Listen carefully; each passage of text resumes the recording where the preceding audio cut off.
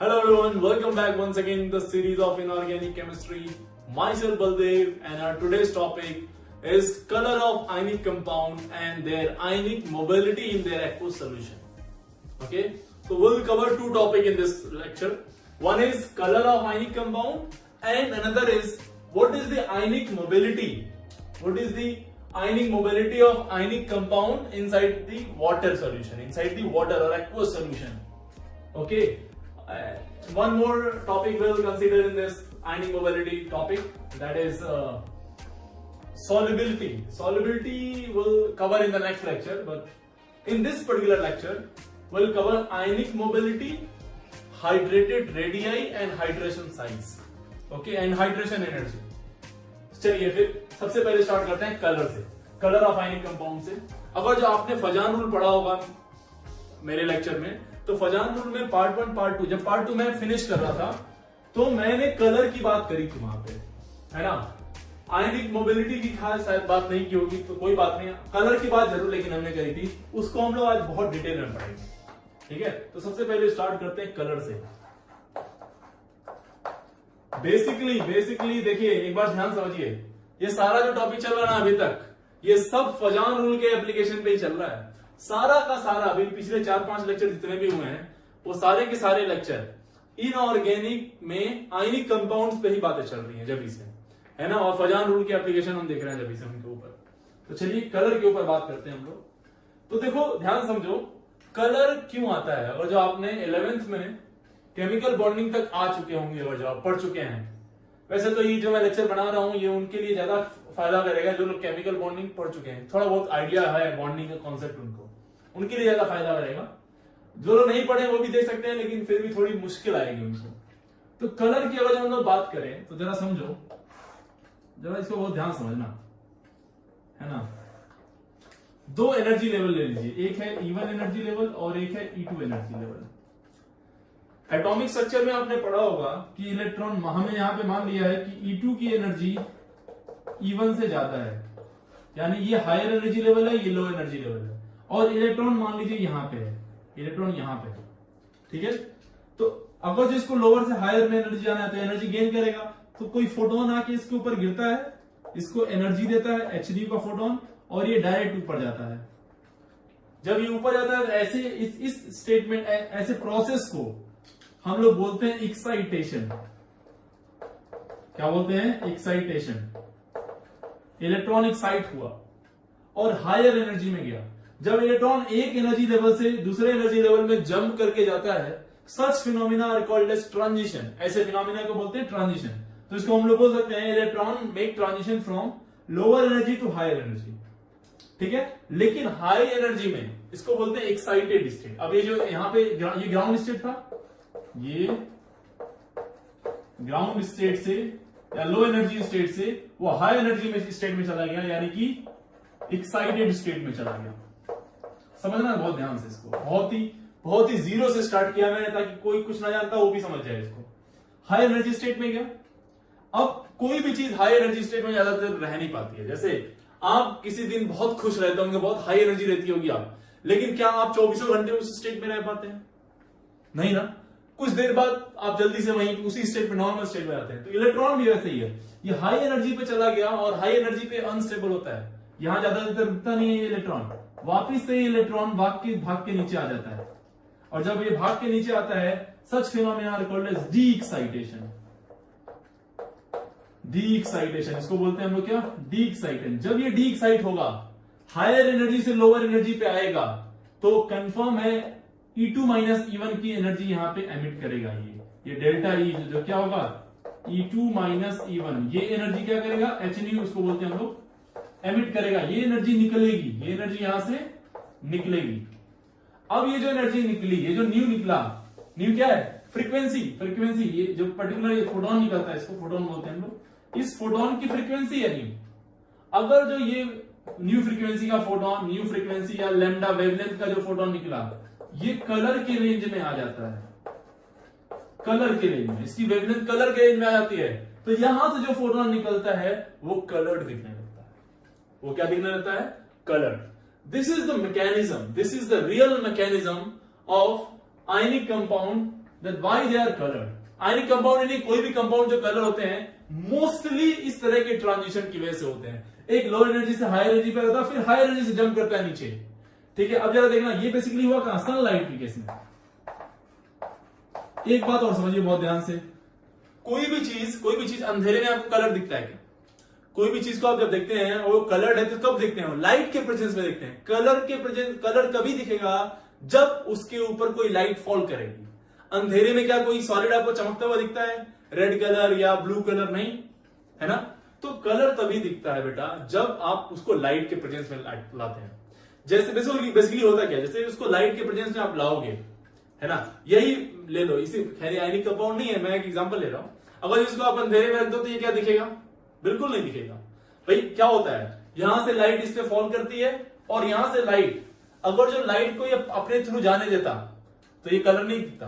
Basically ये यहां पे टकराती है और फिर आगे आपके ऊपर टकराती है यहां से, इसलिए कलर दिख रहा है। सेम कहानी यहां पे होती है, देखो जरा ऐसे ही कुछ सनलाइट, लेकिन यहां पे एक्साइटेशन डिक्साइटेशन की वजह से होता है कलर। सनलाइट आती है या फिर कोई भी लाइट आती है इसके ऊपर गिरती है, इलेक्ट्रॉन इसका एक्साइट होता है और फिर वो जब ऊपर से नीचे आता है डी एक्साइट होता है, उस समय पे जो फोटोन निकलता है उस फोटोन का वेवलेंथ जिस कलर के रेंज में आएगा, अगर येलो आ रहा है तो वो येलो दिखने लगता है, वो सॉलिड। पिंक आएगा तो पिंक दिखने लगेगा, ब्लैक आएगा तो ब्लैक दिखेगा, जिस भी कलर के रेंज में आएगा वो वाला कलर आपको दिखने लगता है। ये बात समझ में आ गई? तो कलर क्यों दिखता है ये क्लियर हो गया। और क्यों ये लाइट में ही दिखता है, क्योंकि जब लाइट आएगी तो ही एक्साइट होगा और एक्साइटेशन डीएक्साइटेशन कंटिन्यूअस चलता रहता है और कंटिन्यूअस फिनोमेना की वजह से वो पर्टिकुलर चीज आपको हर टाइम कलर दिखती है। हर टाइम क्या दिखती है? कलर्ड।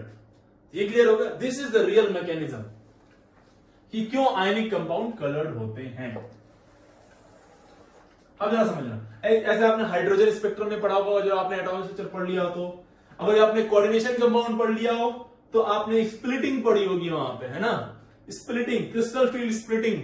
उस स्प्लिटिंग से वैसे ईजी और T2G वाले भी कहानी सेम है, बहुत सारे उसमें और भी चीजें हैं, मतलब ऑक्सीडेशन स्टेट वेरिएबल की वजह से कलर आता है, वो भी सब कॉन्सेप्ट यही है। सब बेसिकली लोअर एनर्जी से higher energy and then higher energy से लोअर एनर्जी, और जितना हायर एनर्जी जाएगा लोअर एनर्जी उतना हाई इंटेंसिटी का फोटोन निकलेगा, हाई एनर्जी का फोटोन निकलेगा। क्लियर हो गई ये बात? चलो अब जरा समझते हैं। अब आते हैं वापस से अपने आयनिक कंपाउंड के ऊपर। ये तो बेसिक था हमारा, एक हमने माहौल तैयार कर रहे थे कैसे हम लोग कलर को डिसाइड करते हैं। ठीक है, चलिए अब जरा समझो, दूसरी बात समझते हैं। लेट्स से हमें बात पता करना है कि NaCl का कलर क्या है। NaCl is ionic compound. तो अगर NaCl को ध्यान से देखें हम लोग, तो सोडियम में Na+ है और Cl का माइनस है। ठीक है, अगर जो इसका इलेक्ट्रॉनिक कॉन्फ़िगरेशन लिखे हम लोग, this is 1s2, this one is 2s2 and this one is 2p6। ये है कहानी। इसका देखें तो 1s2, 2s2, 2p6, 3s2, 3p5, 5 होता लेकिन एक इलेक्ट्रॉन मिल गया तो क्या हो जाएगा 6। अगर जो अच्छे से देखो तो ये भी ऑक्टेट कंप्लीट है, 8 इलेक्ट्रॉन, ये भी ऑक्टेट कंप्लीट है, ये भी 8 इलेक्ट्रॉन, दोनों ही अपने स्टेबल इलेक्ट्रॉनिक कॉन्फ़िगरेशन में है, दोनों का ऑक्टेट कंप्लीट है। जब दोनों का ऑक्टेट कंप्लीट है तो यार एक्साइटेशन का तो कोई चांस ही नहीं है। हम लोग क्या बोल रहे हैं, इलेक्ट्रॉन एक्साइट होगा फिर डिसाइड होगा तभी ना कहानी होगी। इसमें से ये भी स्टेबल कॉन्फ़िगरेशन शो कर रहा है, ये भी स्टेबल कॉन्फ़िगरेशन शो कर रहा है। जब दोनों ही स्टेबल कॉन्फ़िगरेशन शो करेंगे तो ऐसे में अगर जो ये इंडिविजुअल अलग है, सेपरेटेड है, और ये भी अलग है, सेपरेटेड है, आइसोलेटेड फॉर्म में है, तो इनमें एक्साइटेशन डीएक्साइटेशन की कहानी सेट नहीं हो पाएगी। अब ऐसे में होता क्या है, ऐसे में क्या होता है, ये कटायन आता है इस एनायन के पास, और जब इस एनायन के पास आता है तो इस एनायन के इलेक्ट्रॉन को अपनी तरफ पोलराइज कर लेता है। इस एनायन के इलेक्ट्रॉन को अपनी तरफ क्या करता है, पोलराइज करता है। और जब पोलराइज करेगा देखो ये इलेक्ट्रॉन क्लाउड ढेर ज्यादा हो जाता है। जब पोलराइज करेगा इसका इलेक्ट्रॉन तो बेसिकली ये चाहिए था यहां पे रहना, यहां पे, पर ये कुछ एक्सटेंट तक दूर आ गए, यहां तक आ गए इलेक्ट्रॉन। पोलराइज किया किसने, कैटायन ने इस एनायन के इलेक्ट्रॉन को क्या किया, अपनी तरफ खींचा। और जब ये खींचेगा तो यहां से इलेक्ट्रॉन, देखो ये न्यूक्लियस है, न्यूक्लियस से इलेक्ट्रॉन, न्यूक्लियस में पहले यहां पे था, उससे और दूर गया, और दूर हो गया तो न्यूक्लियस का अट्रैक्शन उस पर थोड़ा कम हुआ, थोड़ा क्या हुआ, कम हुआ। कम होने से ये थोड़ा तो ये खुद से आ गया। अब जैसे ही लाइट पड़ती है तो थोड़ा एक्साइटेशन और होता है, और एक्साइटेशन डी एक्साइटेशन, फिर 100% एक्साइटेशन यहां पे मिल जाता है। 100% एक्साइटेशन मिलेगा कब, जब ये कैटायन का क्या लगेगा, पोलराइजिंग पावर, किसके ऊपर, इस एनायन के ऊपर। कैटायन का होता है पोलराइजिंग पावर और एनायन की होती है पोलराइजिबिलिटी। तो समझिएगा, पोलराइजिंग पावर का मतलब होता है tendency of cation to attract the electron cloud of anion. Cation electron cloud of anion को कितने तेजी से अपनी तरफ खींच रहा है, कितने पावर से खींच रहा है अपनी तरफ, वो इसकी पावर हो जाती है कैटायन की।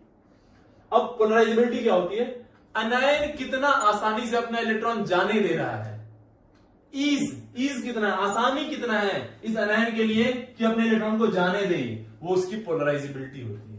जितना आसानी से जाने देगा इलेक्ट्रॉन उतना दूर जाएगा, उतना अच्छा से एक्साइटेशन डी एक्साइटेशन होगा।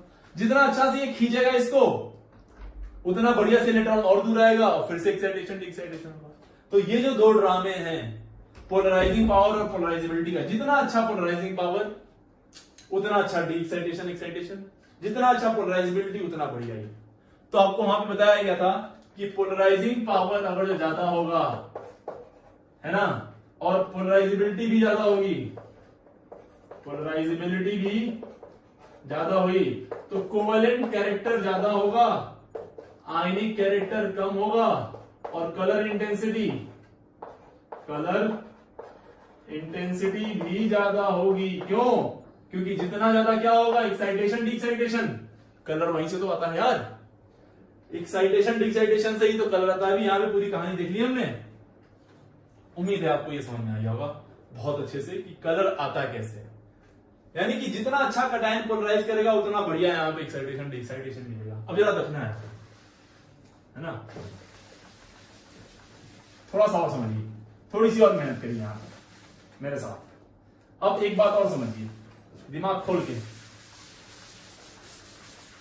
जरा समझो एक बात। क्वेश्चन देखो, क्वेश्चन नहीं हम लोग कर रहे हैं बेसिकली,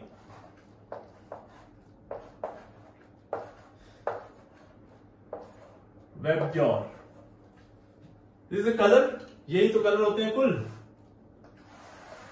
है बेटा, यही तो कुल कलर होते हैं। अब वेबक्योर से बेसिकली हमने इसको क्या किया है, लैम्डा के इंक्रीजिंग ऑर्डर में अरेंज किया। लैम्डा बढ़ रहा है, वेवलेंथ बढ़ रही है, वेवलेंथ बढ़ेगी तो क्या होगा, फ्रीक्वेंसी, एनर्जी क्या होगी, डिक्रीज होगी, एनर्जी क्या होगी इधर से इधर डिक्रीज। क्यों? ई इक्वल टू क्या होता है, एचसी बाई लैम्डा, लैम्डा जितना ज्यादा एनर्जी उतनी कम। तो ये एनर्जी बढ़ रही है, यानी सॉरी एनर्जी घट रही है। तो बेसिकली ये कलर वाले हो गए। इसके बाद कौन सा आता है, इंफ्रारेड, कौन सा वाले आते हैं, इंफ्रारेड वाले आते हैं, और उससे पहले अल्ट्रा वायलेट। ये क्या है, violet, indigo, blue, grey, yellow, orange and red. Red colour की वेवलेंथ सबसे ज्यादा होती है और वॉयलेट कलर की वेवलेंथ सबसे कम होती है, यानी सबसे ज्यादा एनर्जी इसकी होगी और सबसे कम एनर्जी इसकी। अब जरा एक बात समझना, जो इंफ्रारेड वाले होते हैं बेटा, इंफ्रारेड वाले बेसिकली दे आर कलरलेस बोलते हैं, या फिर इनको व्हाइट बोलते हैं, कलरलेस और व्हाइट। जो अल्ट्रा वायलेट वाले होते हैं ये बेसिकली ब्लैक होते हैं, उनको ब्लैक बोलते हैं हम लोग, क्या बोलते हैं, ब्लैक। और ये बीच में आता है कलर, बीच में आता है क्या, कलर। और जिसमें आपको थोड़ा बहुत धूल उड़ जाए तो एक कॉन्सेप्ट समझना कि वी से वॉयलेट, अल्ट्रा वॉयलेट का वी यहां पे, मतलब यूवी इधर होगा, आईआर इधर होगा, इसमें कंफ्यूजन है तो वॉयलेट का वी इधर आ जाएगा और इसका आर का ये आर, ऐसे इंफ्रारेड का आर, रेड से आर। ये एक ट्रिक है छोटी मोटी, आप चाहो तो नहीं भी याद करो, आपके ऊपर है, कोई बात नहीं, ऐसे याद रखो आप, ठीक है ना। तो ये समझना ज्यादा ध्यान से, है ना, ये कहानी है पूरे कलर के कॉन्सेप्ट की। अब जरा देखना होता क्या है, बहुत ध्यान से समझना। इसको मैं हटा रहा हूं इस साइड से, ठीक है।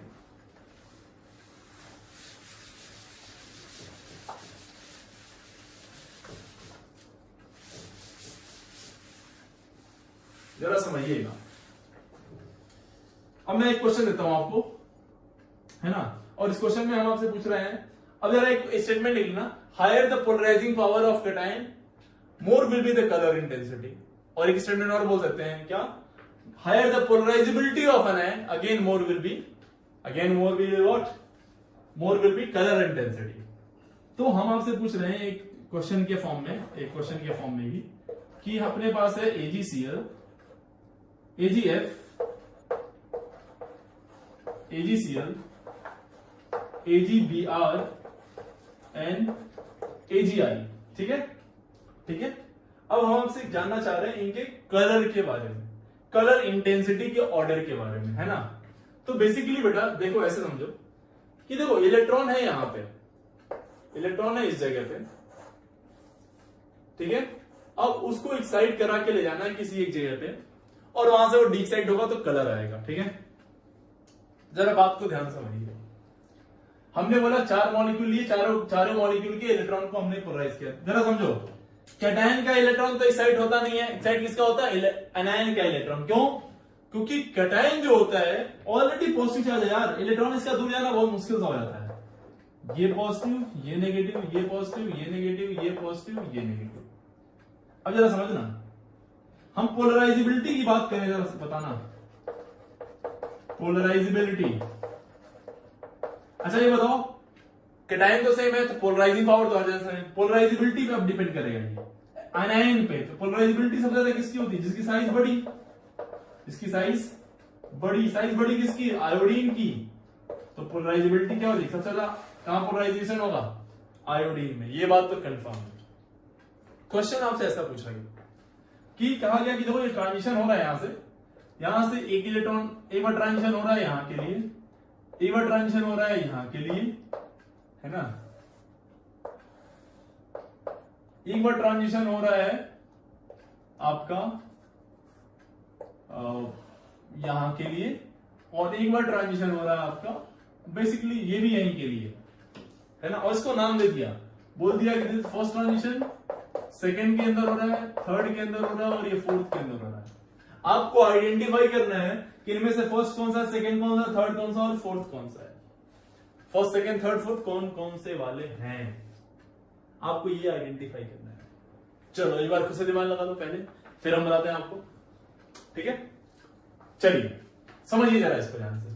फर्स्ट में क्या हुआ, बहुत कम एनर्जी गैप है, यहां से यहां में एनर्जी गैप बहुत कम है, बहुत ही कम। एनर्जी गैप कम का मतलब एक्साइटेशन कम हुआ है, इलेक्ट्रॉन इजीली गया नहीं, और एक्साइटेशन कम हुआ है इसका मतलब डी एक्साइटेशन भी कम। तो एक्साइटेशन कम किसमें होगा, जिसमें पोलराइजेबिलिटी ज्यादा होगी या कम होगी, ऑब्वियसली जिसमें पोलराइजेबिलिटी कम होगी। यानी फर्स्ट कौन सा है आपका, ये वाला। उसके बाद थोड़ा सा उससे ज्यादा पोलर एनर्जी, ये वाला हो जाएगा, उससे ज्यादा ये वाला, और सबसे ज्यादा ये वाला बेटा, आया ना। तो कलर इंटेंसिटी की बात करें तो कलर की क्या हो जाएगा कहानी, सबसे ज्यादा कलर कहां मिलेगा, यहां पे। कंफर्म हो गई ना बात। अब जरा समझना, ये दोनों जो होते हैं ना, ये they are in white range, they are white colour, white colour के होते हैं ये, इसीलिए हमने देखो ये दोनों व्हाइट में ही हमने छोड़ दिया इसको, ठीक है। AgBr जो होता है it is yellow colour, it is what, pale yellow, pale yellow होता है, it is pale yellow. And this one last one is dark yellow. देखो तो ये थर्ड वाला जो आया है वो येलो के इस वाले रेंज में आया है, और ये येलो के इस वाले रेंज में है, डार्क येलो। डार्क येलो क्यों, क्योंकि इसमें पोलराइजेबिलिटी और ज्यादा होगी, तो उस येलो वाले में सबसे डार्क वाले रीजन में चला जाएगा वो। तो देखिए ये है ब्यूटी क्वेश्चन की, है ना। इस तरह से क्वेश्चन को घुमा के पूछ दिया, या फिर पर्टिकुलर इस तरह से क्वेश्चन को पूछ दिया। अब मैं और से कुछ क्वेश्चन देता हूं आपको, और देखिए कैसे कैसे क्वेश्चन बन सकते हैं इसमें। कुछ कलर आपको याद करने पड़ेंगे, जैसे वैसे ऑर्गेनिक इनऑर्गेनिक में और आगे पढ़ाऊंगा, आपको बताऊंगा कौन कौन से याद करने हैं, ठीक है। अगर याद कर रख पा रहे हैं तो ये सब याद रखते जाइए, लेकिन इसमें क्वेश्चन कैसे बनेगा जरा देखना। एक क्वेश्चन आया देखो कैसे, ऐसे एक क्वेश्चन आपको दिया कि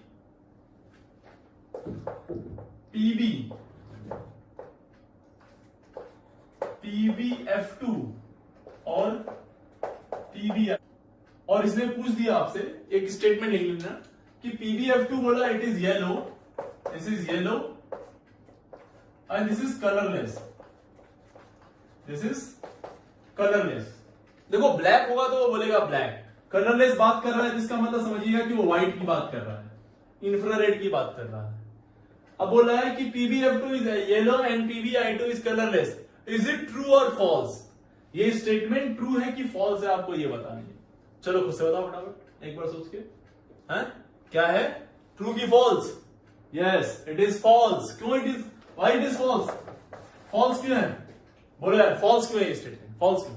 क्योंकि कह रहे हैं कि साहब F2, देखो इसमें तो +2, ये दोनों सेम है, कैटायन सेम है, एनायन बदल रहा है, यहां पे पोलराइजेशन ज्यादा है और यहां पोलराइजेशन कम। पोलराइजेशन ज्यादा तो कलर, तो एक्साइटेशन डिक्साइटेशन ज्यादा, यहां पोलराइजेशन कम। कह रहे हैं फ्लोरीन में पोलराइजेशन कम है तो कलर आ रहा है, कलर आ रहा है ना, तो यानी एक्साइटेशन ठीक ठाक हो रहा है, कलर आ रहा है।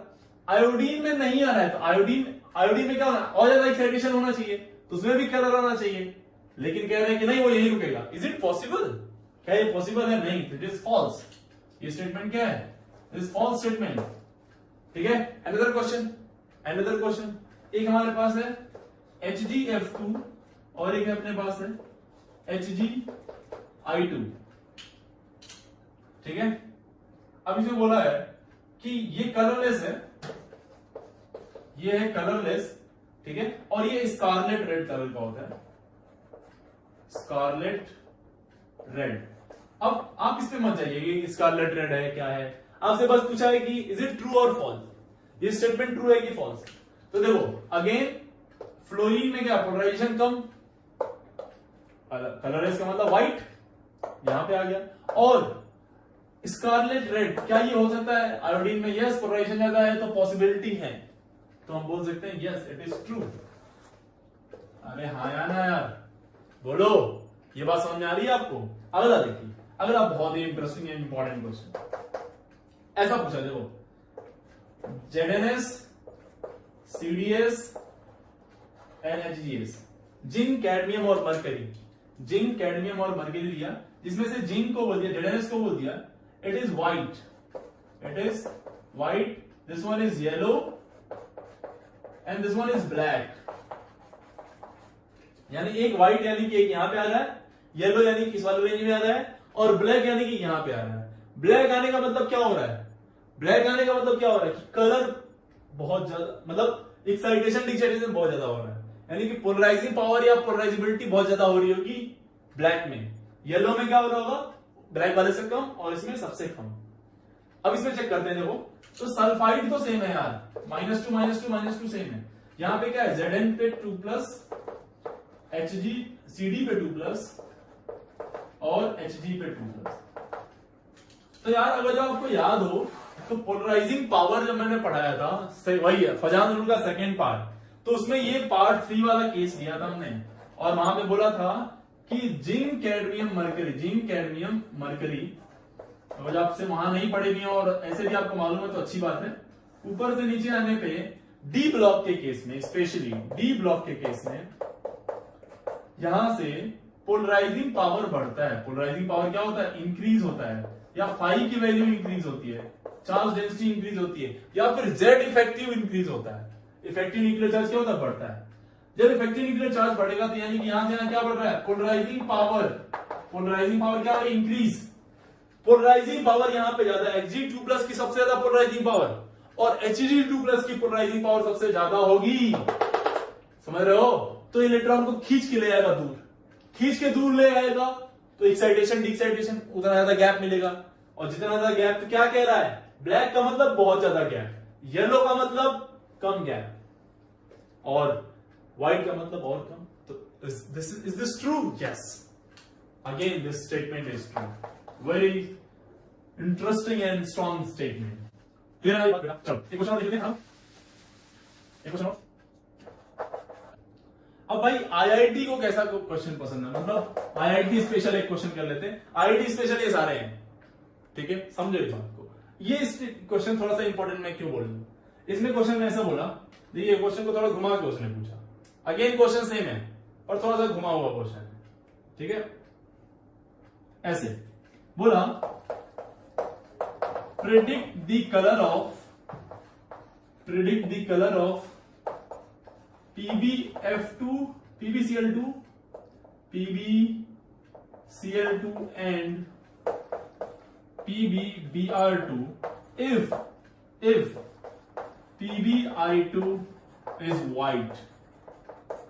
If PbI2 is white, अगर जो PbI2 व्हाइट कलर का है ना, तो आपको PbCl2 एंड PbBr2 का कलर बताना है। अगर PbI2 क्या है, ये व्हाइट है। तो मैंने आपको बताया था पहले ही कि देखो, आपको आईटी में क्वेश्चन ऐसा आया, एग्जामिनेशन में ऐसा क्वेश्चन आया, तो कलर अगर जो आपसे बोल रहा है आप बताओ। देखो, कलर एक ऐसी प्रॉपर्टी है जो आप खुद नहीं बता सकते, ये याद ही रखना पड़ता है आपको। कलर आप नहीं बता, आपको कैसे मालूम यार कि वो कितना एक्साइटेशन हो रहा है, किस एनर्जी पे आ रहा है, किस वेवलेंथ का फोटोन निकल रहा है, ये हमें नहीं मालूम है। ठीक है, तो हम क्या करेंगे, हमने क्या किया, कुछ आइडिया लिया डेटा से, और उस डेटा के बिहाफ पे बस हम एक ऑर्डर बता सकते हैं और ये बता सकते हैं कि हाँ ये पॉसिबल है कि नहीं, जैसे हमने इन क्वेश्चंस को किया। इस तरह से क्वेश्चन आएंगे। तो यहां भी ये कलर पूछा, इसका मतलब ये नहीं कि आपको कलर बताना ही है, इसका मतलब वो आपसे कुछ और जानना चाह रहा है। इसका मतलब इस क्वेश्चन में कुछ कॉन्सेप्ट छिपा हुआ है ना, जरा समझो। अगर उसने बोल दिया आपसे कि ये व्हाइट कलर का है, तो इसको समझना पड़ेगा ध्यान से आपको कि देखो +2 तो सभी में है, तो पोलराइजिंग पावर तो सेम है, पोलराइजेबिलिटी ऑफ एनायन पे डिपेंड करेगा। तो देखो जरा, सबसे ज्यादा पोलराइजेबिलिटी किसमें होती है, आई में, फिर से कम Br में, फिर सबसे कम। तो कह रहा आई वाला यानी कि सबसे ज्यादा जिसमें पोलराइजेशन है वो इंफ्रारेड वाले रीजन में आ रहा है, यानी कि वो व्हाइट कलर का आ रहा है। व्हाइट कलर का मतलब कलरलेस आ रहा है। तो यार जब ये यहां से यहां आ रहा है, तो ये दोनों कहां जाएंगे, क्या ये इधर जा सकते हैं कहीं, बिल्कुल नहीं यार, ये और इधर ही पास में रहेंगे, यहां पे। अरे हाँ है ना, और ये सारा का सारा रीजन इधर क्या है, व्हाइट। तो क्या इनका कलर होगा, क्या बोलो यार, दे आर ऑल्सो कलरलेस, ये भी क्या है होंगे, कलरलेस ही होंगे। There is no such colour of PbCl2 and PbBr2। वो क्वेश्चन आपसे यही जानना चाह रहा था, बस फंसा रहा था आपको। These are the conceptual question, इस तरह से क्वेश्चन फंसाए जाते हैं, अच्छे क्वेश्चन। ठीक है, आपको लगता है कि यार ये क्या घटिया क्वेश्चन आ गया, इसमें कैसे पूछ सकता है आईटी में क्वेश्चन, यार रटने वाला क्वेश्चन हो गया। नो, रटने वाला क्वेश्चन नहीं है। देखो इनऑर्गेनिक यही है इनऑर्गेनिक। था क्या ये, देखो पूरी तरह से लॉजिकल चल रही, सारी कहानी लॉजिकल चल रही। अब आपको समझ में नहीं आता है, इसलिए आपको लगता है, आप डिटेल में पढ़े नहीं होते इसलिए आपको लगता है कि टफ है। बिल्कुल टफ नहीं है, देखो बहुत इजी, बहुत इंटरेस्टिंग। चलिए, तो ये फर्स्ट पार्ट कलर पे। अब सेकंड पार्ट हम लोग स्टार्ट करते हैं हाइड्रेशन, आयनिक मोबिलिटी पे।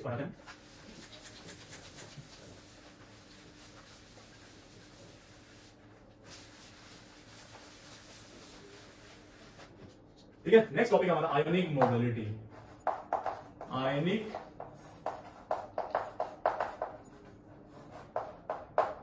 मोबिलिटी, इन शॉर्ट हम लोग इसको IM बोलेंगे, आयनिक मोबिलिटी। ठीक है, आयनिक मोबिलिटी का मतलब आयंस का मूवमेंट, कितना इजीली कोई आयन मूव कर पा रहा है, उसकी मोबिलिटी उतनी अच्छी होगी। ठीक है, तो बेसिकली आयंस कब मूव करते हैं, इलेक्ट्रिसिटी जब पास कराते हैं हम लोग बेसिकली तब। तो एक तरह से इस तरह से हम लोग सोल्यूशन ले लेते हैं, बेटा ध्यान समझिएगा। ठीक है, एक इलेक्ट्रोलाइटिक आपने सोल्यूशन ले लिया यहां पे। ठीक है, यहां पे इलेक्ट्रोड्स डाल दिया आपने, एक ले लिया आपने एनोड, दूसरा ले लिया आपने कैथोड, ये पॉजिटिवली चार्ज और ये नेगेटिवली चार्ज। ठीक है, लेट्स से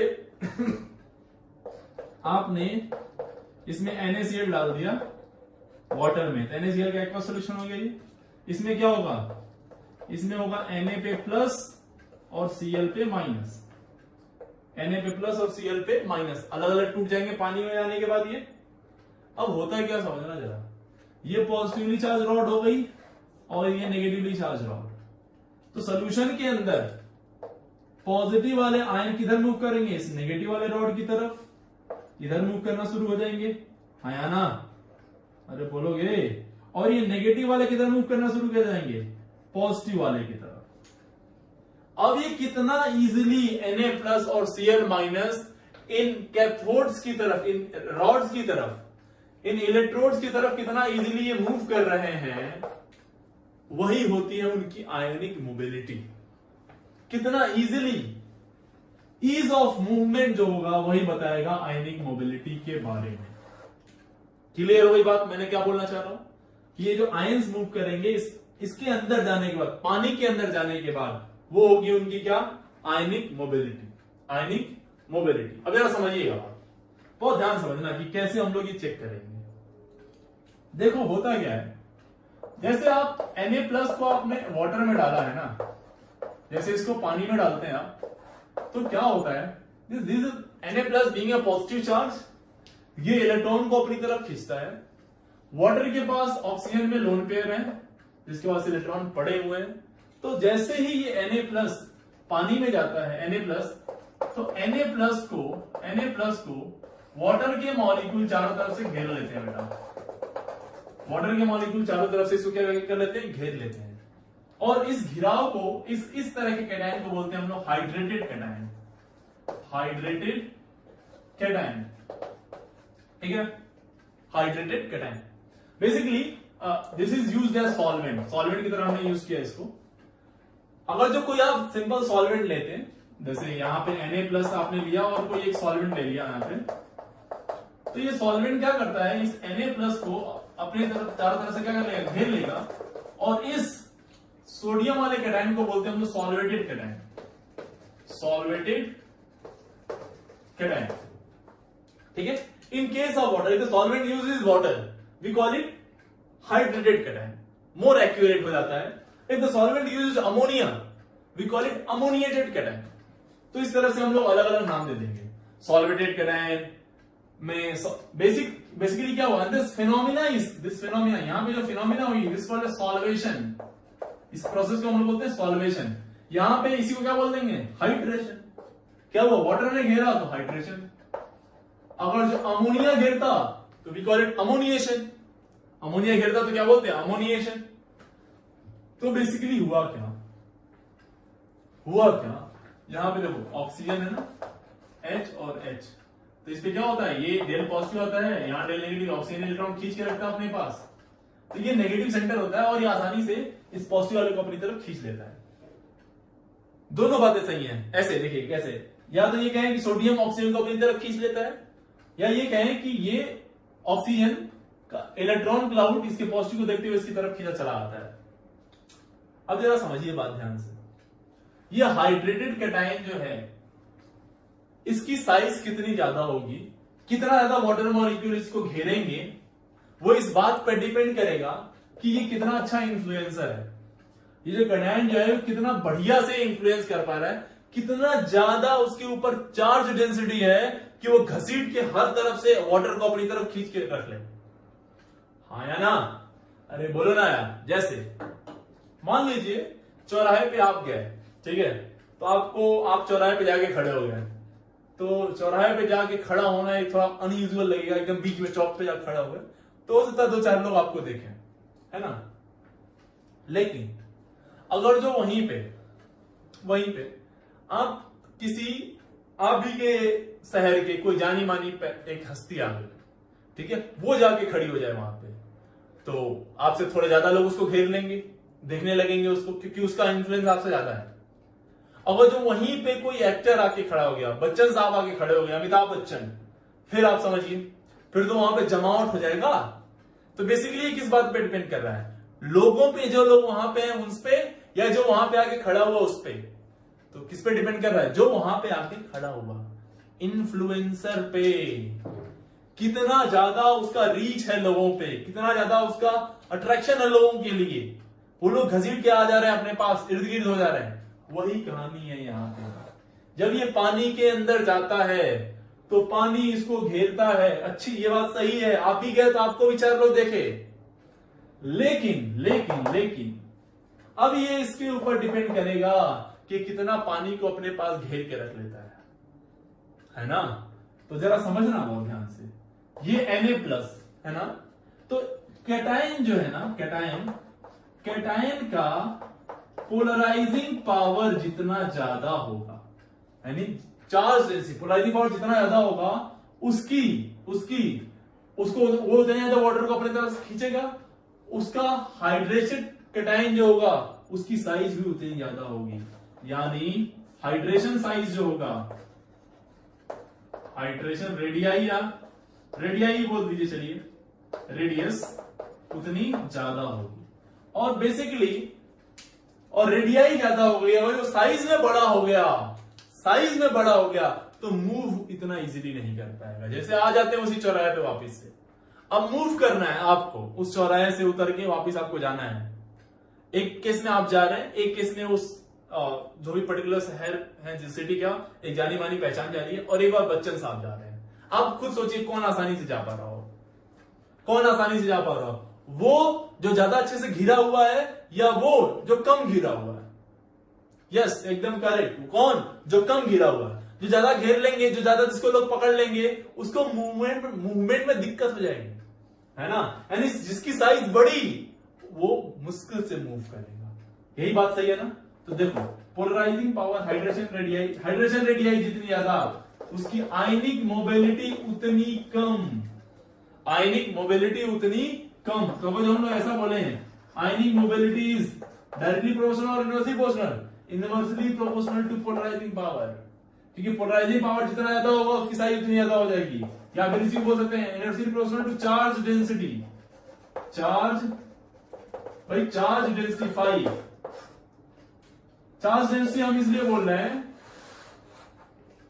क्योंकि हो सकता है वो पोलराइजिंग पावर कैटायन के लिए बस वैलिड है ना। एनायन भी पोलराइज होते हैं, एनायन को भी ये घेरता है, और एनायन को घेरेगा तो वहां पे क्या चार्ज डेंसिटी देखेंगे।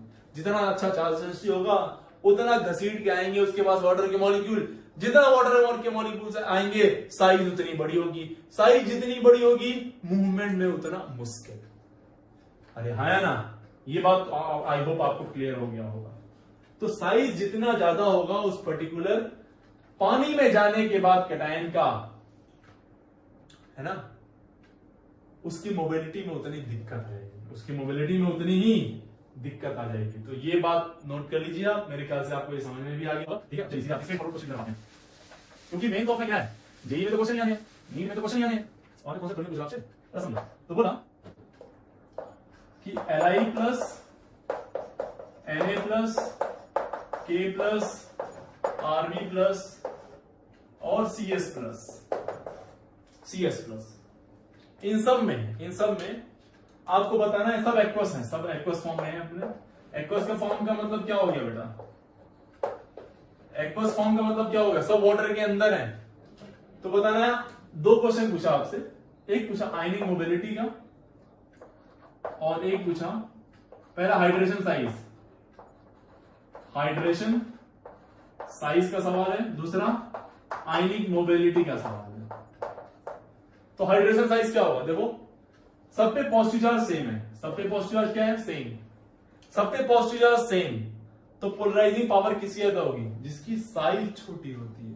कैटायन की साइज यानी इसका पोलराइजिंग पावर सबसे ज्यादा और इसका पोलराइजिंग पावर सबसे कम। पोलराइजिंग पावर सबसे ज्यादा तो वाटर भी इसी को घेरेंगे ज्यादा, और वाटर ज्यादा घेरेंगे तो साइज इसी की बड़ी होगी। तो साइज की बात करें, सबसे ज्यादा साइज इसकी, फिर इसकी, फिर इसकी, फिर इसकी, साइज ये होगा। और जिसकी साइज ज्यादा उसको मूवमेंट में दिक्कत, यानी मूव ये नहीं करेगा। मूव कौन करेगा? सबसे आसानी से ये वाला। अरे मूव कौन करेगा? बोलो यार,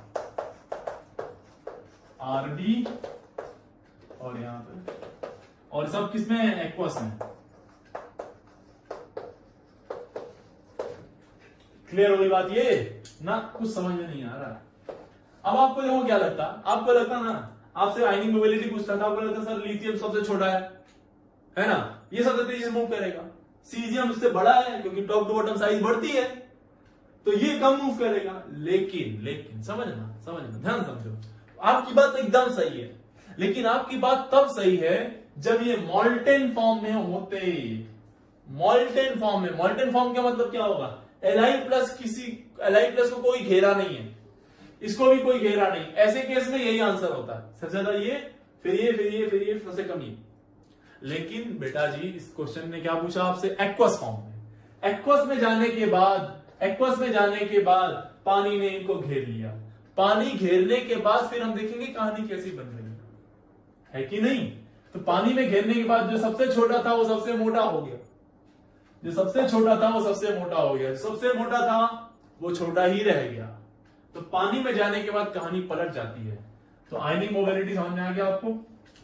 ठीक है, एक दूसरा क्वेश्चन देख लेते हैं ऐसे ही।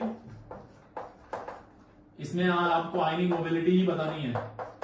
Be2 प्लस का aqueous, magnesium 2 plus aqueous form में लिया, कैल्शियम 2 प्लस एक्वस फॉर्म में लिया, स्ट्रॉन्सियम 2 प्लस एक्वस फॉर्म में, बेरियम 2 प्लस, इसको भी हमने किसमें ले लिया? एक्वस फॉर्म में ही ले लिया। आपसे पूछा है इसमें आयनिक मोबिलिटी बता दो, क्या बोला? पानी में जो जाएगा जो छोटा होगा वो मोटा होगा, ये छोटा तो यही मोटा, और ये मोटा तो मोबिलिटी इसकी सबसे कम, आयनिक मोबिलिटी इसकी सबसे कम। आई होप आपको ये समझ में आ गया होगा। नहीं आया सामने? अगला क्वेश्चन देखो, third question, F minus Cl minus Br minus और I माइनस, जरा समझिएगा, ये भी एक्वस, ये भी एक्वस, ये भी एक्वस और ये भी एक्वस। अब देखो यार, सब पे नेगेटिव चार्ज है, उसको कैसे घेरेगा पानी? F माइनस को पानी कैसे घेरेगा? F माइनस को पानी इस तरह से घेरेगा, इस पे डेल पॉजिटिव होता है ना यार, इस पे भी डेल पॉजिटिव, इस पे डेल नेगेटिव, तो ये तो नेगेटिव है, तो वाटर का पॉजिटिव वाला पार्ट इसको घेर लेता है ऐसे, वाटर का पॉजिटिव वाला पार्ट इस F माइनस को घेर लेगा अपनी तरफ, समझ रहे हैं आप? तो इस तरह से वाटर इसको घेरता है। और यहां पे कैसे घेरता है? यहां पे अब जब आपने Li प्लस ले लिया तो इसमें वाटर का कौन सा वाला पार्ट घेरता है? बोलो, वाटर का ये नेगेटिव वाला पार्ट, ऐसे इस तरह, समझिएगा बात को। तो बताओ, अगेन साइज इसकी छोटी है, साइज क्या है? स्मॉल साइज होगा, आयनिक मोबिलिटी बतानी है आपको। तो चार्ज डेंसिटी ज्यादा, तो ज्यादा वाटर के मॉलिक्यूल्स उसके घेरेंगे। अब जब ज्यादा घेर लेंगे तो उसकी साइज होगी बड़ी, जिसकी साइज बड़ी उसकी मोबिलिटी कम। क्लियर हो गई बात? क्योंकि इस फॉर्म में पूछा है, एक्वस फॉर्म में, एक्वस फॉर्म में। अब आते हैं सबसे बेहतरीन टॉपिक पे, जो आपको सच में मजा आ जाए जान के। थोड़ा सा ये इंटरेस्टिंग आपको वाकई में, शायद ही आपने सुना हो ये टॉपिक या ये पॉइंट, जरा समझना, बहुत प्यारा टॉपिक है, लिटरली बहुत इंपॉर्टेंट है। Li प्लस को जब हम लोग H2O में डालते हैं वाटर में, तो यहां पे Li एक्वस फॉर्म में आता है, अच्छी बात है, एकदम सही बात। पर क्या मैकेनिज्म फॉलो करता है, किस हिसाब से इसका हाइड्रेशन होता है, जरा उसको समझते हैं, है ना? वो थोड़ा इंटरेस्टिंग होने वाला है अपना, ठीक है? तो Li प्लस के एक्वस की बात हो रही है यहाँ पे, Li प्लस के एक्वस की बात चल रही है यहाँ पे। जरा बात को शुरू करते हैं, देखना। अगर Li की बात करें तो इसका हाइड्रोजन 1s2 लिथियम है ना, लिथियम का क्या होता है यार बेटा? 3 होता है ना एटॉमिक नंबर, तो 1s2 2s1, अब प्लस हो गया तो यहां से 0 हो गया, 2p भी 0। तो 1s में देखो ये 2s हो गया और ये 2p हो गया। तो बेसिकली क्या होता है, यहाँ पे हाइब्रिडाइजेशन होता है, पानी के अंदर जब जाता है ना तो हाइब्रिडाइजेशन होता है। और हाइब्रिडाइजेशन होने के बाद देखो ना, कुछ नया ड्रामा देख रहे हैं आप, पहली बार आप देख रहे हैं कि मेटल के अंदर हाइब्रिडाइजेशन है, आपने सिर्फ 11th में पढ़ा है, तो बाकी कोऑर्डिनेशन में पढ़ेंगे तो वहां भी हाइब्रिडाइजेशन पढ़ते हैं हम लोग, लेकिन पहली बार आप देख रहे हैं 11th के स्टूडेंट कि मेटल के अंदर हाइब्रिडाइजेशन हो रहा है। और ये एक S मिली और 3 P मिल गई यहाँ पे, ये 2S और ये 2P, P की 3, तो ये भी sp3 हो जाएगा, ये भी sp3, ये भी sp3 और ये भी sp3। और ये सारी की सारी ऑर्बिटल जो है दे आर वैकेंट। ये क्या है, सब की सब वेकेंट ऑर्बिटल है। तो लिथियम जो आया पानी के अंदर ना बेटा, लिथियम जो पानी के अंदर आया वो किस फॉर्म में आया? वो इस फॉर्म में आया, Li प्लस के फॉर्म में। और उस Li प्लस के पास 4 वैकेंट ऑर्बिटल थी आउटर मोस्ट में। तो वाटर ने कुछ इसी तरह से अप्रोच भी किया। वाटर ने क्या किया, वाटर के पास क्या है, लोन पेयर, और लोन पेयर क्या कर सकता है, कोऑर्डिनेट कर सकता है। इसमें देखो 2 इलेक्ट्रॉन आ सकते हैं, 2 इलेक्ट्रॉन कौन देता है यार, कोऑर्डिनेट कौन। तो वाटर क्या करता है, इसको कोऑर्डिनेट करता है। अब आपको ध्यान देना पड़ेगा, sp3 हाइब्रिडाइजेशन का शेप कैसा होता है, टेट्राहेड्रल। कैसा होता है, टेट्राहेड्रल। तो इसकी ऑर्बिटल जो होंगी sp3 की वो टेट्राहेड्रल होंगी। तो टेट्राहेड्रली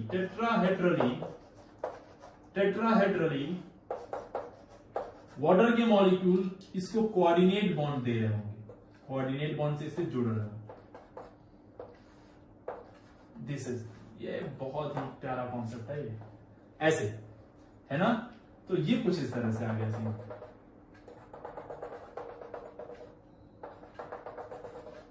ये पानी के अंदर ये कहानी है इसकी, ठीक है, पानी के अंदर की ये कहानी है इसकी।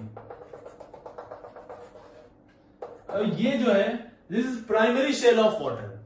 लिथियम के चारों तरफ ये वाटर की primary shell, this is primary shell of water. इसको हम लोग बोलेंगे क्या, this what, this primary shell of water, primary shell of water. And primary shell of water is formed by coordinate bond, and this lithium is tetrahedrally surrounded। जितने भी statement में बोल रहा हूं सारे स्टेटमेंट लिखने हैं आपको। This lithium is what, tetrahedrally surrounded by 4 water molecule।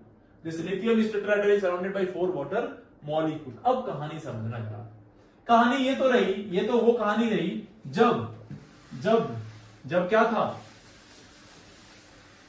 जब इस लिथियम ने इसके साथ कोऑर्डिनेट बॉन्ड बनाया। अब इस लिथियम का कुछ पोलराइजिंग पावर भी होगा, इस लिथियम का क्या होगा, कुछ पोलराइजिंग पावर भी। उस पोलराइजिंग पावर से ये क्या करेगा, वाटर के मॉलिक्यूल्स को अपनी तरफ घेरेगा। नॉर्मल ऐसे वाटर के मॉलिक्यूल्स इसके पास आएंगे, और नॉर्मल वाटर के मॉलिक्यूल जब इसके पास आएंगे तो एक और लेयर बनेगी, this layer is called as secondary layer, secondary shell of water. Water की सेकेंडरी शेल हो गई।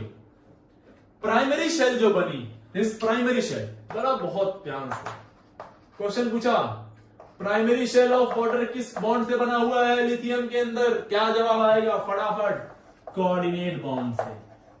कौन से बॉन्ड से, कोऑर्डिनेट बॉन्ड से। क्वेश्चन दूसरा आया, सेकेंडरी शेल ऑफ वाटर किससे आया है, सेकेंडरी शेल किस टाइप के बॉन्डिंग से मिलकर बनी हुई है, तो बताओ यार। वाटर क्या होता है, पोलर, वाटर क्या होता है, पोलर, और ये पोलर होगा तो डाइपोल होगा उसके अंदर। ये क्या है, आयन, क्या है, आयन। तो ये आयन और वाटर क्या है, डाइपोल। तो कौन सा इंटरेक्शन यहां पे हो गया, आयन डाइपोल। तो इसके अंदर कौन सा होगा, आयन डाइपोल, आयन डाइपोल। तो ये पहली बात और ये दूसरी बात। फर्स्ट पॉइंट क्या था, primary shell of water is tetrahedrally surrounded by 4 water molecules through coordinate bond, and the hybridization in this case is sp3। समझिए, बहुत इंटरेस्टिंग टॉपिक है। Secondary shell of water is surrounded by water molecules through ion dipole interaction, through ion dipole interaction. Okay, और देखना जरा, lithium is small in size. जब lithium small in size होगा तो polarising power ज्यादा होगी, polarising power ज्यादा होगी तो ज्यादा से ज्यादा वाटर मॉलिक्यूल्स क्या कर लेंगे, घेर लेंगे। ये कहानी तो आपको क्लियर हो गई होगी, पक्का पक्का। तो ये था पहला। अब आते हैं दूसरे पे। दूसरी की बात करते हैं सीजियम की, सीजियम प्लस में। तो सीजियम प्लस में देखो, मैं एक आइडिया देता हूं आपको जनरली। ऐसे में सोडियम की बात कर लेते हैं। सोडियम की बात करें तो सोडियम में क्या आता है बेटा, 1s2 2s2 2p6 3s1 होता है, लेकिन यहां पॉजिटिव आ गया तो 0 हो जाएगा। 3s0 3p0 एंड 3d0, ये सारे ही 0 हो जाते हैं। इस केस में हाइब्रिडाइजेशन में डी भी पार्टिसिपेट करती है, तो इसमें डी पार्टिसिपेट करती है तो हाइब्रिडाइजेशन होता है sp3d2, sp3d2, और उसके नीचे सबका होता है यही sp3d2, sp3d2, sp3d2। समझना, ठीक है, sp3d2। तो इस केस में क्या होगा, इस केस में sp3d2 का मतलब क्या होता है, ऑक्टाहेड्रल, ऑक्टाहेड्रल। जरा समझना, सीजियम को अब वाटर के मॉलिक्यूल वापिस से घेरेंगे, सीजियम को वाटर के मॉलिक्यूल वापिस से घेरेंगे, और इस बार किस तरह से घेरेंगे, ऑक्टाहेड्रली।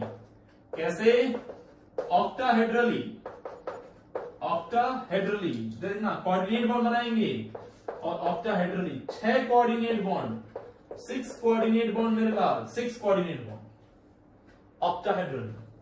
तो this is the primary shell of water, this is what, this is the primary shell of water.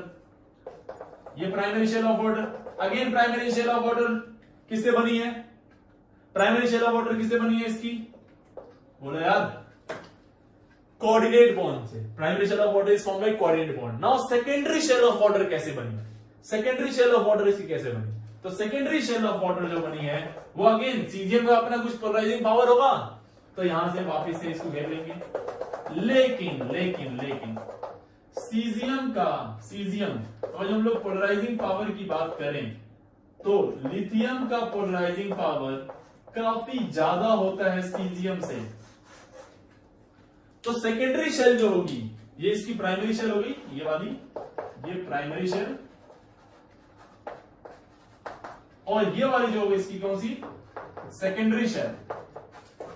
Primary shell तो अच्छी है इसकी, लेकिन सेकेंडरी शेल बेटा नहीं बन पाएगी ज्यादा। क्यों, क्योंकि इसका पोलराइजिंग पावर कम है, तो कम इंटरेक्शन हो पाएगा वाटर का, आयन डाइपोल इंटरेक्शन कम होगा, और कम होगा तो कम आएंगे। जरा ध्यान से देखो, तो मैंने बनाया भी ऐसे ही है, ये लिथियम बड़ा सा और ये सीजियम छोटा सा, है ना।